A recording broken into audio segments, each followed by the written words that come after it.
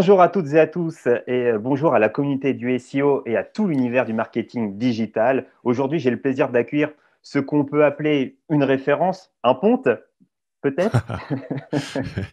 Euh, Comment ça? Je suis le meilleur. Il y a pas mieux. Donc, Non, the best of the SEO, monsieur Laurent Bourrelli. Comment vas-tu, Laurent? mais ça va très bien, merci. Et toi? J'espère que tu n'as pas trop froid, parce que nous, la température, quand même, là, j'habite à la montagne, mais aujourd'hui, ça pique. Ouais, ça pique également par ici, je te l'avoue. Et ça va, merci également, je te remercie. Je t'avoue, pour que ceux qui ne te connaîtraient pas encore, je ne sais même pas comment te présenter, mon cher Laurent. Consultant SEO, influenceur, gourou du référencement, je dois dire quoi? Très intéressant que tu dises gourou, et justement, par rapport à ma petite intro pichenette trolleuse, je dis toujours que je ne suis pas un gourou. Un gourou, il dirait, ma cam, c'est la meilleure, et tout le reste, c'est de la merde. J'ai le droit de dire merde, ouais. Tu peux, Tu m'as dit que... je Ok. valide. Tandis que moi, je dis, ma cam, c'est la meilleure, mais si t'as de la bonne, mec, moi, je suis content pour toi. Oui, D'accord? C'est une grande différence à dire, je suis suffisamment confiant en mes skills et dans les résultats que j'arrive à délivrer pour dire que, ouais, je suis le meilleur à ce que je fais, mais je suis aussi suffisamment lucide et quelque part humble pour dire qu'il y en a plein de meilleurs. D'accord? Il y a pas besoin de se marcher les uns sur les autres à dire je suis meilleur qu'eux. Non. Je suis le meilleur. Toi aussi, tu es le meilleur. Après, il y en a plein qui sont nuls. Ça aussi, c'est vrai. En tout cas, tu es une personne dont la vie compte énormément dans ce milieu et on est ravi de t'avoir. Donc, Laurent, chez Cocolize, on a l'habitude d'attaquer directement dans le vif du sujet. Notre sujet, justement, aujourd'hui, c'est le référencement local, une grosse tendance pour cette année 2021. Peux-tu nous rappeler très rapidement ce qu'est le référencement local, vraiment en quelques mots, et surtout à quoi cela peut me servir si je suis une entreprise? Ça pourrait être simple ou compliqué. Tout dépend comment tu le vois. Moi, mes clients en référencement local sont plutôt des boîtes nationales ou internationales qui veulent inonder le marché local. Par exemple, des comparateurs de je sais pas quoi ou des vendeurs de leads, etc. Je les ai à peu près tous faits. Donc, si tu veux vendre un lead, donc un devis pour un plombier à Marseille, c'est du référencement local, mais c'est fait par une boîte au niveau national. D'accord? Et puis ensuite, tu as le référencement local. Je ne sais pas comment on dit en français. En anglais, on dit le mom and pops type of business, c'est-à-dire le business familial ou la petite entreprise, la petite PME, qui a donc une zone de chalandise locale. Donc il y a déjà pour moi, deux façons d'appréhender le référencement local. C'est si est-ce que tu es quelqu'un local ou est-ce que tu es quelqu'un national qui veut inonder le local. Mais dans tous les cas, de quoi on parle?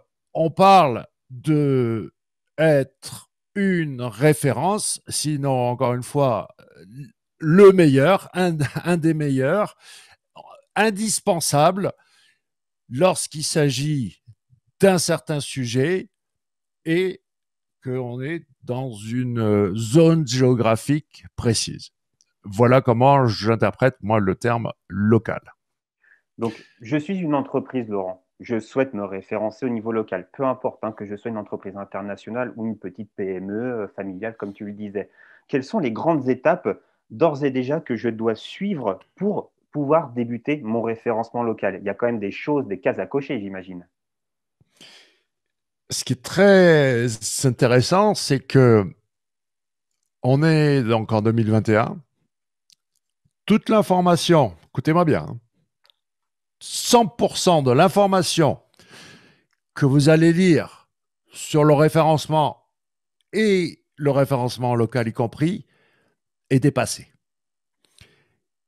Parce que toute l'information que vous allez recueillir, tout ce que vous allez apprendre est destiné à optimiser, fabriquer du texte qui va être hébergé sur des pages web, donc d'un site web, destiné à se positionner sur un moteur de recherche qui s'appelle Google et qui a été fabriqué dans les années 90, dans sa version ordinateur. Il y a un truc qui est apparu, Une qui petite est chose qui tient dans la poche. ce petit device-là, qui a tout changé. Tout ce que vous allez lire n'est pas en relation avec comment on devient visible sur ce device. Je te prends un exemple très concret. Il y a un truc qui s'appelle Google Discover, qui est du predictive search. C'est uniquement sur mobile, c'est principalement sur Android, et on te pousse des contenus avant que tu les aies demandés. D'accord? Parce que le profiling, c'est là où on voit l'utilité du profiling Google quand il est capable de te proposer du contenu pertinent qui t'intéresse alors que tu n'as pas encore cherché quoi que ce soit. Et quand tu vois la puissance de Google Assistant pour te rendre la vie plus pratique, justement dans ce mode prédictif, ça, c'est le futur du search. La version mobile de Google Ordinateur, c'est pas le futur du search. Et surtout, il y a un truc qui me fascine, c'est que encore aujourd'hui, les référenceurs ne font que du texte. Moi, je fais du multimédia autour d'un sujet, texte, vidéo, image, audio. Il n'y a que 4 formats de contenu possibles, imaginables, jusqu'à la fin de l'humanité. Il n'y aura que ces 4 formats. Et même si tu fais que du référencement Google, sans parler des réseaux sociaux, sans parler de TikTok et tout ça, d'accord? Rien que si tu regardes les résultats de recherche Google, il y a du texte, des images, de la vidéo et il y a même de l'audio. Si tu tapes podcast marketing, tu vas trouver de l'audio dans Google. Donc voilà un petit peu mon, comment dire, là où je me situe aujourd'hui dans un discours qui ne fait pas forcément plaisir à pas mal de monde parce que ils sont bien installés dans leur confort de tiens, je te vends une Presta SEO version 2010. Et moi, je arrive en disant hey, regarde, c'est un comparatif. SEO version 2010. On avait la notion de mots-clés. Aujourd'hui, moi, je parle d'entité, de sujet, ou plutôt topic, qui est en anglais un petit peu plus... Peu importe, ok. Entité, sujet, cluster, silo, idée, concept. L'atelier cocon sémantique, je ne leur apprends pas à faire une recherche de mots-clés. Absolument pas pertinent. Je ne dis pas qu'ils ne vont pas le faire, mais je n'ai pas le temps de leur apprendre à des trucs aussi basiques que ça. Donc, on ne parle plus de mots-clés, on parle d'entité. De recherche de mots-clés. Non. Aujourd'hui, c'est analyse de l'audience. C'est comment tu arrives à segmenter, comment tu arrives à mieux connaître buyer persona, customer journey, tout ce truc-là. Donc, ensuite, tu avais le volume de recherche des mots-clés. Aujourd'hui, moi, je parle de pertinence, d'intention utilisateur. C'est quand même... Et le plus controversé de tous, SEO version 2010, on parle de backlinks. Donc, pour les néophytes, le backlinks, c'est en gros un vote de confiance et de popularité quand une page web fait un lien hypertexte vers une autre page web. C'était la fameuse révolution du PageRank de Google. C'est comme ça qu'il a changé les choses en disant bon, tu dois être pertinent parce qu'il y a plein de gens qui parlent de toi en te faisant des liens. Qui est en fait un concept issu de la vraie vie. C'est comme ça que ça marche. Du réseau. Si tu es une célébrité, tu es connu parce qu'il y a plein de médias qui parlent de toi. Et puis, il y a une notion de volume et de qualité. Si tu passes aux 20 heures de TF1, c'est pas pareil que dans le gratuit de la boulangère. Après, si tu es déménageur local, justement, peut-être le gratuit de la boulangère, ça suffit. Tu n'as rien à faire aux 20 heures de TF1. Donc, cette notion de volume et qualité du point de vue de qui est le plus populaire. Après, il y a popularité, notoriété, autorité. Là, on commence à rentrer dans des sujets un peu avancés.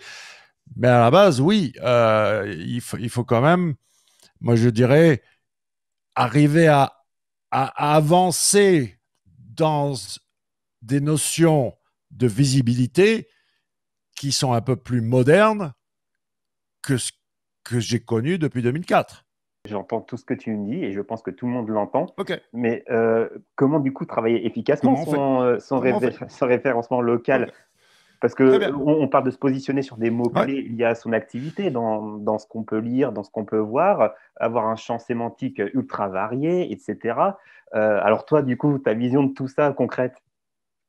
Ça, c'est SEO version 2010. Je dis pas qu'il ne faut pas le faire, mais et on va y revenir dans 2 secondes. Mais d'abord, partons un peu dans une stratosphère plus intéressante que ce que vous pourrez entendre dans n'importe quel podcast SEO. Moi, mon objectif, encore une fois, je ne suis pas un gourou, d'accord? C'est juste IMO, in my opinion. Si les autres arrivent à faire du bise avec les miettes de la première page de Google version ordinateur, tant mieux pour eux. Moi, ce que je veux, c'est que si quelqu'un s'intéresse à mon sujet, ce que je fais, peu importe le device, peu importe le format de contenu, peu importe le moment, il faut que ce soit impossible que cette personne allume Internet, et je dis bien Internet, pas le web. Encore une fois, pour les néophytes, le www, le web fait partie d'Internet, qui est un ensemble beaucoup plus gros. L'emailing, c'est pas du web. Les applications mobiles, c'est pas du web. Donc, dès que la personne allume Internet, il faut que elle me voit passer à multiples reprises devant les yeux et dans les oreilles. Voilà comment on gagne, à mon avis. C'est plus une question de Google ordinateur, c'est une question de. J'aimerais bien qu'on soit encore en 2004, d'accord? Tu sais comment c'était avant? C'est simple. Tu avais Google trafic vraiment gratuit. Là, on pouvait dire que c'était du trafic gratuit parce que pour te positionner, ça coûtait vraiment pas cher. 100% Google trafic gratuit. Un mot-clé, une page web positionnée sur ce mot-clé, un CTR, donc je ne sais pas comment dire en français, un taux de conversion, et de l'argent. Google, mot-clé, page web, CTR, argent. Simple. Aujourd'hui, le fameux Customer Journey, et ce qu'il y a de fou, c'est que les comportements ont évolué, la technologie a évolué, mais on est tous, moi y compris, toi y compris, complètement nuls à arriver à engager de manière subtile et intelligente en fonction tu connais ce fameux tunnel de l'information où 60% du temps est passé à glaner l'information, 30% à évaluer et 10% à convertir. Donc 90% du temps est passé à collecter l'information et à comparer, mais nous, de l'autre côté, en mode offre, on est là, achète ou casse-toi. C'est tout. Quelles sont les options? Peut-être un abonnement newsletter, peut-être des boutons de partage sociaux, peut-être un bloc commentaire. Et c'est tout ce qu'on sait faire du point de vue engagement. Encore une fois, engagement, pas conversion. Conversion, c'est à la fin. Donc même ceux qui prétendent, même ceux qui font du fameux cocon sémantique de Laurent Borelli, tous ces qui font des guides prenons l'exemple du voyage, d'accord? Des guides de voyage. Comment tous les bons plans pour aller visiter Paris. OK. C'est même si je suis en mode, j'ai envie de découvrir des parcours insolites, eh ben, il y a toujours ce truc de achète ou casse-toi. Il n'y a pas d'autre alternative du point de vue engagement à ça. Je pense que aujourd'hui, on doit devenir meilleur parce que ça coûte plus cher, parce que les gens sont plus exigeants, parce que la technologie a évolué, les comportements ont évolué, et que de faire du marketing au bazooka comme j'ai fait pendant presque maintenant 20 ans, peut-être qu'il serait temps d'évoluer, je crois. Le référencement local, pour toi, c'est pas une alternative, comme il est présenté aujourd'hui, c'est pas une alternative intéressante.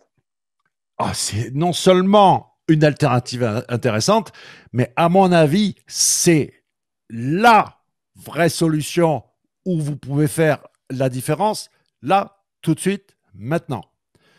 C'est-à-dire que vous pouvez prendre sur.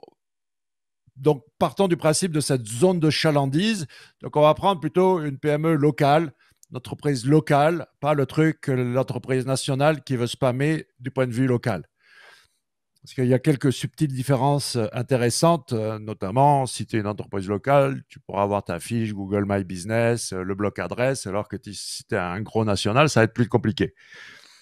Moi, je dirais, si tu dois faire trois choses, mais l'objectif final, c'est de faire en sorte que ce soit toi l'autorité, ce soit toi la référence par rapport à ton domaine d'activité sur cette zone de chalandise et surtout, tu peux aujourd'hui être capable de dominer, c'est-à-dire de faire en sorte qu'il n'y ait plus de place pour personne d'autre, que tu prennes toute que tu domines la conversation, et je dis bien la conversation autour du sujet en appliquant justement un petit système que je vais t'expliquer dans 2 secondes.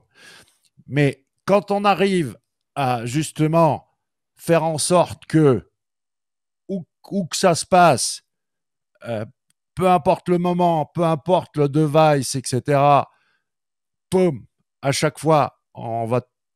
Enfin, c'est la base du truc, d'accord? Pourquoi les mecs, ils achetaient des pubs à la télé, des pubs dans les magazines et des panneaux Giraudy pour te blaster suffisamment l'information pour que ça s'imprègne dans le cerveau.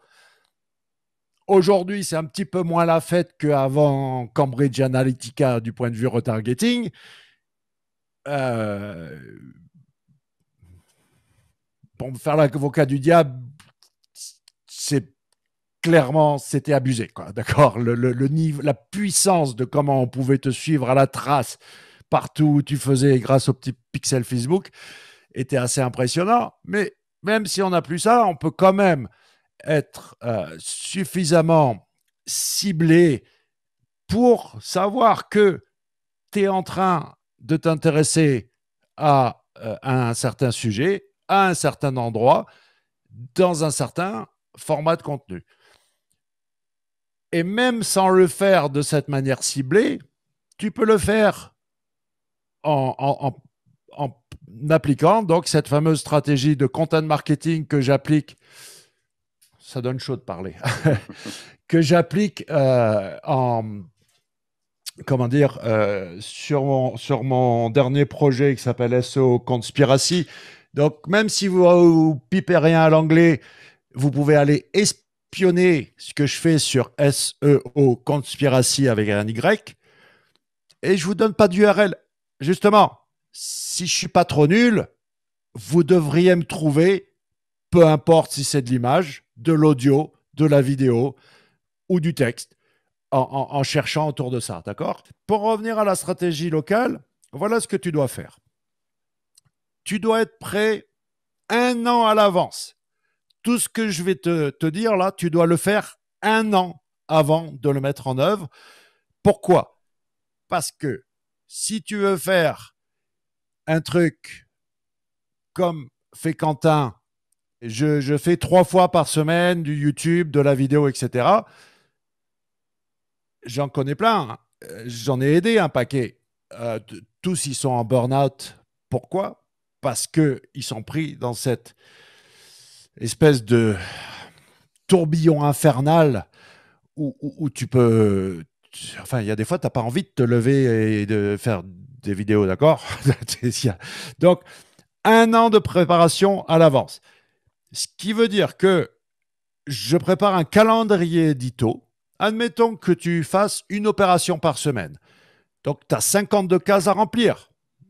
Tu fais 4 colonnes, semaine 1, semaine 2, semaine 3, semaine 4, et tu fais 12 lignes, janvier, février, jusqu'à décembre. 52 cases à remplir. Comment tu remplis ces cases? Première chose, tu as les dates du calendrier. Donc, est-ce que tu veux communiquer sur Noël, 1er avril, Pâques, la journée de la femme? Ça, à toi de décider sur quels événements du calendrier tu veux communiquer. Ensuite, donc ça va déjà remplir, allez, mettons 1/3 de ton calendrier. Ensuite, une autre partie du calendrier va être remplie par ce que j'appelle le calendrier thématique, c'est-à-dire les événements en rapport avec ton industrie. En fonction des industries, il y a plus ou moins des événements, c'est plus ou moins intéressant. Donc ça va être très variable de combien de cases tu vas être capable de remplir avec le calendrier thématique. Troisième type de contenu, ça c'est du contenu plus viral, pour la viralité. C'est des contenus qui sont faits, profilés pour les réseaux sociaux. Un challenge, un Ask Me Anything, bref, il y a tout pomper ce que font les Américains et ça devrait marcher. Du point de vue viralité, regardez ce qui se fait sur Reddit et inspirez-vous de ça et ça devrait le faire. Donc ça, c'est les contenus plus sociaux. Et en dernier, eh ben justement, les contenus utiles, les contenus evergreen. Evergreen, ça veut dire qu'ils n'expirent pas.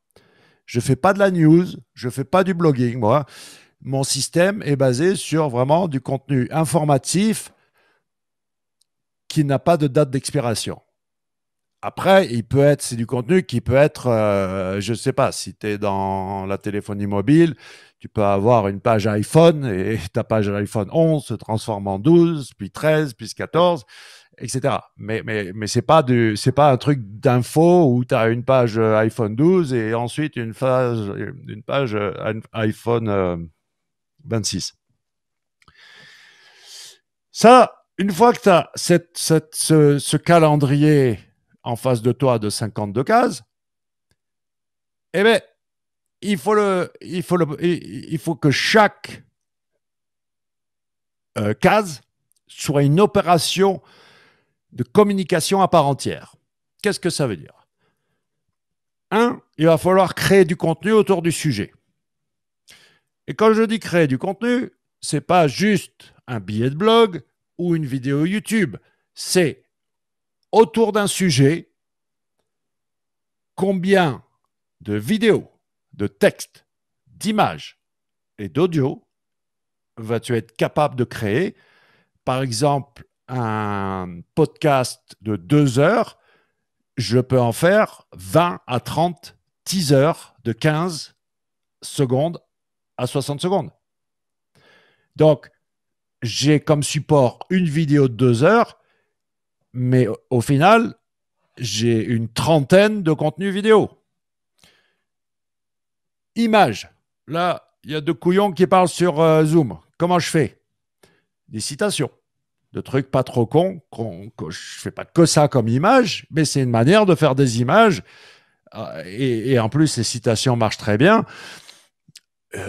Après, il y a des solutions de speech to text, text to speech, et tout ça. La technologie, aujourd'hui, ça peut écrire automatiquement. Enfin, OpenAI GPT-3, si vous voulez chercher sur des mots-clés, vous allez halluciner sur la technologie de rédaction automatique. Bon, bref, première phase, création du contenu. Combien tu as de morceaux de contenu en multimédia, en texte, en vidéo, en image, en audio? Deuxième phase, distribution. Vous pouvez aller sur conversationprism, prism.com, et là, vous allez voir tout l'ensemble du Web 2.0. Donc, le Web 2.0, c'est quand on peut avoir une communication, un échange avec les utilisateurs. Et à vous de voir comment, tout au long de la semaine, vous allez arroser dans les tuyaux. Donc, par exemple, pour moi, c'est au Conspiracy, 7 h du matin le lundi. Tu as le podcast en audio et la vidéo sur YouTube qui va débunker un mythe du SEO, qui va être publié à 7 h, heure de Londres. 7h03, va y avoir un tweet en mode texte. 7h04, une image sur Instagram. 7h05, un teaser vidéo sur Facebook. 9h12, on va faire un teaser vidéo sur Twitter. On va faire, etc., etc. Et c'est pas le même teaser vidéo de 30 secondes que je vais blaster toute la journée, toute la semaine et agacer les gens avec. Non, c'est des déclinaisons. Je crois qu'on a mis 4 mois. Stéphanie a mis 4 mois avant de commencer à réutiliser des contenus qu'on avait créés donc 4 mois auparavant. Ça, c'est la phase distribution qui est semi-automatisée. Il y a des outils. Vous pouvez commencer avec IFTT, If This Then That. Le problème, c'est que en fonction des API, en fonction de l'humeur des outils, c'est-à-dire un coup, le truc, il va pouvoir poster sur Instagram et puis le lendemain, Instagram leur retire le truc, tu ne peux plus le faire. Donc, des fois, bon, il faut un peu s'adapter. Mais la solution, à la limite, elle n'est pas tout automatiser la distribution parce qu'il faut faire des micro-ajustements. Sur Twitter, tu vas utiliser des GIFs. Sur Instagram, n'oublie pas tes hashtags. Sur Facebook, n'oublie pas tes emojis. Tu vois, donc, bon. Après, la phase que personne ne fait, c'est la promotion. Et il y a la promotion passive et active. Promotion passive, c'est tu t'inscris sur Google Alert, mention.com, Alerty, Brandswatch, et j'en oublie un ou deux, qui vont faire de la veille sur des sujets. Donc, tous les matins, dans ta inbox, tu reçois la liste de tous les endroits où la conversation s'est tenue à propos de ton sujet. Donc, j'ai même un hack de productivité. Qu'est-ce que je fais? Je prends ce device, j'enregistre un message audio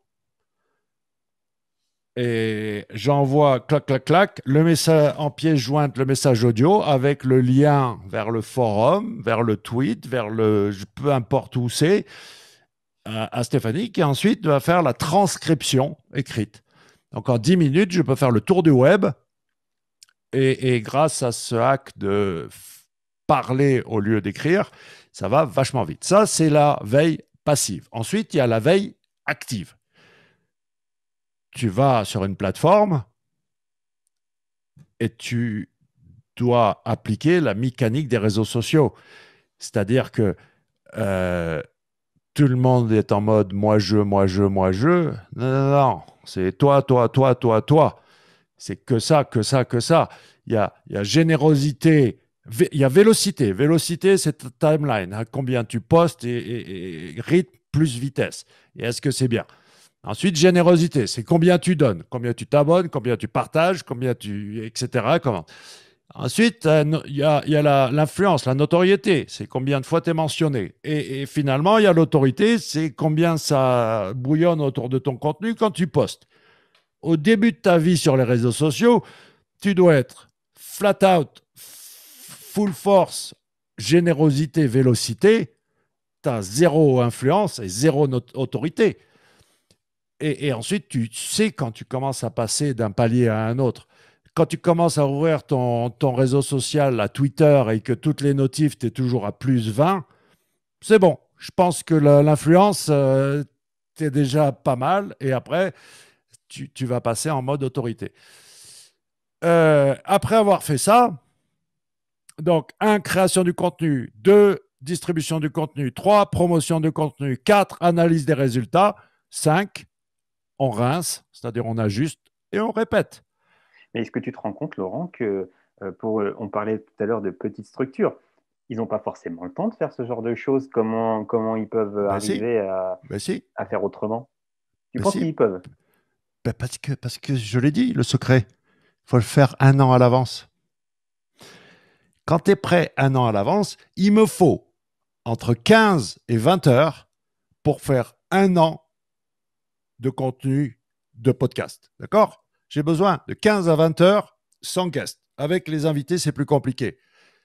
Ma pomme tout seul, 15 heures et je te fais 1 an de contenu. Là, je suis en train de faire une série de contenus, 60 secondes.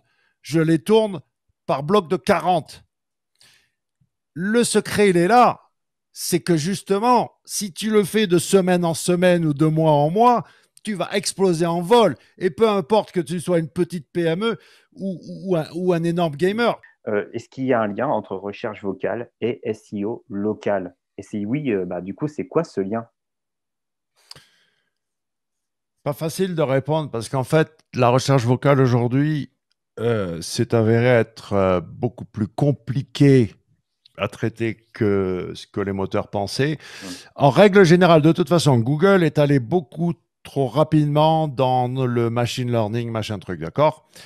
Ils sont allés trop tôt. Et moi y compris, on s'est tous un peu enflammés autour de ce truc de recherche vocale. Le problème, c'est la nuance. Tu vois, on se connaît depuis 20 ans et je te dis, oh, salut, enculé, putain, tu m'as manqué. Est-ce que vraiment c'est... Tu vois ce que je veux dire?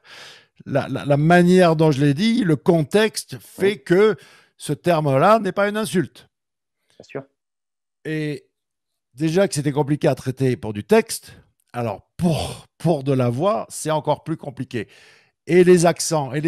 Google essaye de mettre en place des systèmes où peu importe la langue, tu vois, ils vont traiter l'indonésien, le français Mhm. ou l'anglais de la même manière. Les mots sont transformés dans ce sont des entités mathématiques séparées par des vecteurs. Voilà comment Google traite le langage, d'accord? Le mot devient une entité mathématique et qui sont séparés par des vecteurs. Comment il sait que Quentin, Francard, ça va ensemble?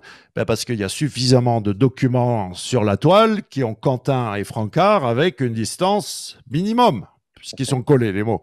Tandis que si c'était Quentin et Francard 500 mots plus loin, la distance n'est pas la même.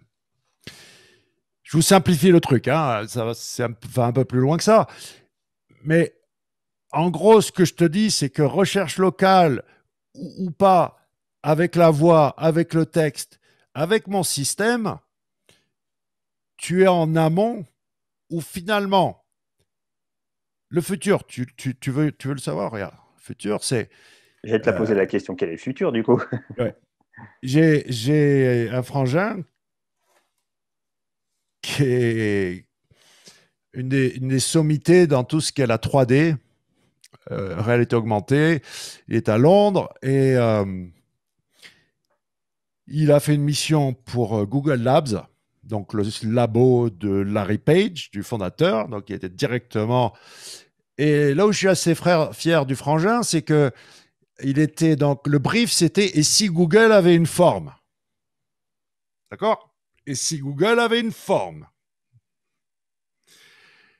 Et ils étaient en compète, donc tu avais l'équipe, lui, à Londres, tu avais l'équipe Google Londres en compète avec l'équipe Android de Mountain View. Et Android, bien sûr, ils sont allés, d'accord? D'ailleurs, ils vous laissent des petites traces. Android ou Nexus, ça vient d'où ça? Ça vient d'un livre de Philippe Cadic qui s'appelle Blade Runner. Vous avez sans doute vu le film. Pour Mais, les cinéphiles, ils connaîtront. ouais. Mais donc, ils vous laissent des petites, d'accord, des petits indices sur vers où ils veulent aller. Sauf que euh, donc l'équipe Android est allée vers Terminator, le super robot.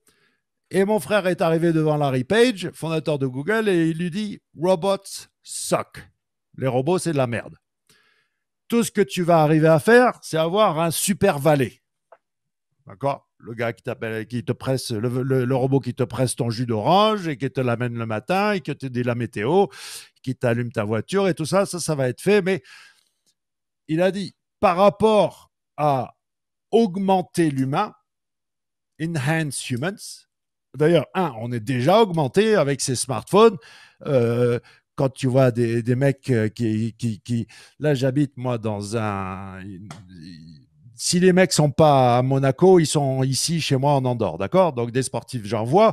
Quand je grimpe le col d'Arcalis, là, qui est juste à côté de chez moi, où ça démarre à 8-9%, et que tu te fais dépasser par un mec qui n'a pas de jambes, OK? Qui pédale avec les mains, ça te remet à ta place. On est augmenté. Les gars, ils n'ont pas de jambes, ils courent le 100 mètres plus vite qu'un lion, quoi, ou qu'un tigre. Donc, il a dit, voilà. Donc, ils sont partis sur cette voie de comment on va augmenter l'humain. Pourquoi tu ne peux pas marcher au plafond? Pourquoi tu ne peux pas faire un saut de 150 mètres? Pourquoi? Je vous la fais courte. Matrix. Voilà comment ça va finir. Là, on va passer par des lunettes. Après, ils vont te mettre une puce dans le bras en te disant « Ouais, je pourrais te dire si tu as le Covid ou pas, je peux te dire si tu as le cancer. » Et puis, de la puce dans le bras jusqu'à dans le cerveau, il n'y a qu'un pas. Tu vas streamer 24 sur 24. Je ne sais pas comment ça va se matérialiser. Est-ce que tu auras une boule là au-dessus de la tête? Je ne sais pas. Mais en tout cas, voilà où on va. Voilà le futur. Qu'est-ce que ça veut dire? Si on veut voir le côté positif de la chose, à partir du moment où on accepte le fait que la vie privée, on n'a pas besoin de la protéger et que ce profiling peut être utile, parce que oui, ça va être pratique, ça va être rendre notre vie plus facile.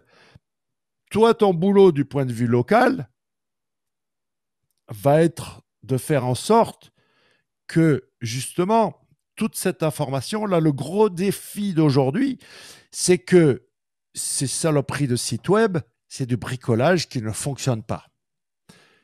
Est-ce que tu es familier avec le format AMP? En français, vous dites AMP, mais en fait, c'est AMP. OK. Et puis là, il y a les Core Web Vitals et tout ça. En fait, c'est quoi le truc? C'est que un écran en réalité augmentée. D'accord? Donc, ça va être un truc que tu as trouvé chez le brocanteur. J'ai une petite histoire. Mon fils, on est chez un brocanteur et je le retrouve, on le perd. Et en fait, on le retrouve à genoux dans un coin et il était devant un de ses téléphones avec, tu sais, le cadran où il fallait faire tout le tour. Oui, tout à fait. D'accord? Il regardait ce truc-là et il disait What the fuck? Je veux dire, quand tu es né avec un iPhone et que tu vois cet engin, tu dis mais comment vous avez. Enfin, c'est Retour vers le futur. incompréhensible. Non, mais c'est incompréhensible de dire, mais tu es obligé de faire tout le tour pour faire un numéro et refaire, au lieu de faire bip, bip, bip, bip, bip. Ah, bref. Tout ça pour vous dire que c'est pas forcément un futur glauque à la Matrix, machin truc, etc. C'est simplement que l'être humain est addict à une vie toujours plus confortable, toujours plus pratique.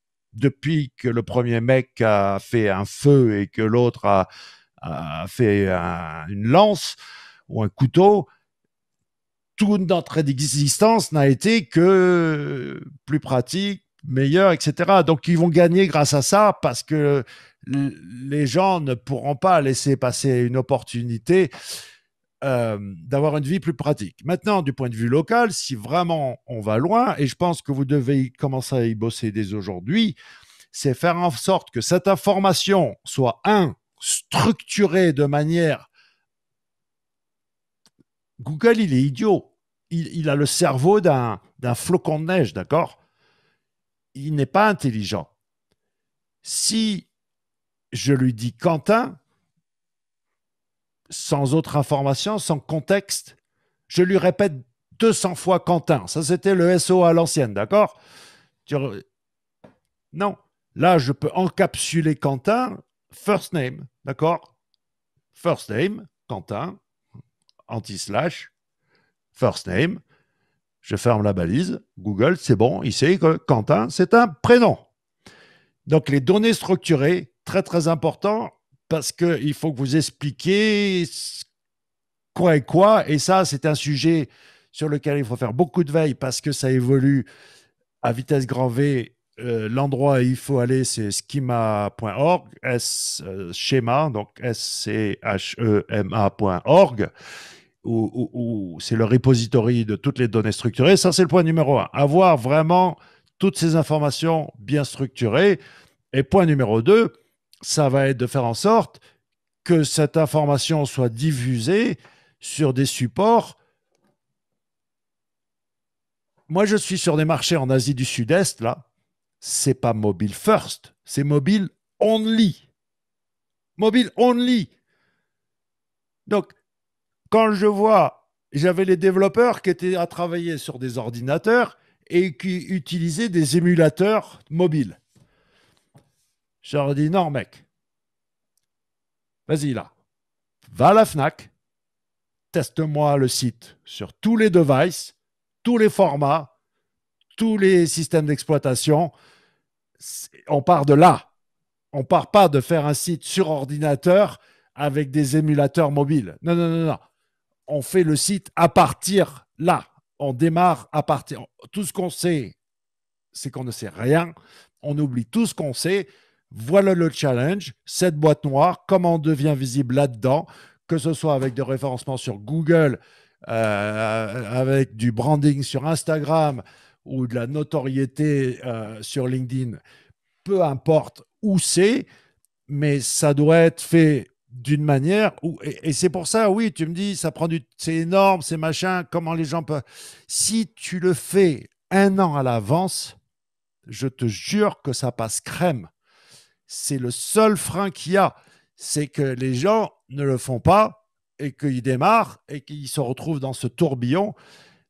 Je suis vraiment, j'ai pas.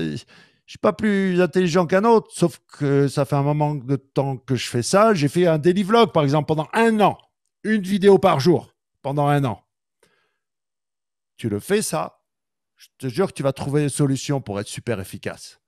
Aujourd'hui, je sais pas, tu dois faire de la post-production. J'en fais plus, moi. Tout est en live, là, maintenant. Tout est fait en live, j'ai plus de post-prod. Etc., etc. Donc, optimiser, mais je vous jure que le secret, c'est d'être prêt un an à l'avance. Donc maintenant, l'objection, je la connais par cœur. Ouais, mais comment je peux savoir un an en avance? Sujet evergreen, d'accord? Des sujets qui n'expirent pas. Et ça n'empêche pas d'introduire une couche, par exemple, tous les mardis, je fais des news. Mais ça me prend qu'une heure à moi et une heure à Stéphanie. C'est 2 heures de boulot pour faire une strate de contenu qui, elle, est faite en temps réel. Tout le reste a été tourné des mois et des mois à l'avance. Parce que si tu veux le découper, si tu veux vraiment inonder autour d'un sujet en multimédia, multi-device, etc., on est très très loin de ce pourquoi tu es venu, c'est-à-dire du référencement sur Google version ordinateur. Donc désolé de ne pas trop parler de ça, mais on peut en parler, hein. Mais honnêtement, l'enjeu, il n'est pas là. Voilà, tu as tout dit. L'enjeu, il n'est pas là parce que pour remplir votre fiche Google My Business, honnêtement, il y a des tutos qui sont bien mieux placés que moi pour vous. Les tutos officiels de Google sont bien meilleurs que ce que je pourrais vous donner comme truc astuce pour optimiser votre fiche Google My Business. Mais je crois que pour vous, du point de vue local, vous avez surtout la possibilité de faire ça. Pourquoi? Parce que moi, j'essaye de le faire en anglais sur une thématique qui s'appelle le référencement, ou en face, j'ai des types, mais vous imaginez pas les moyens qu'ils ont et les teams qu'ils ont. Vous avez aucune idée de ce qui se passe sur le continent indien, par exemple.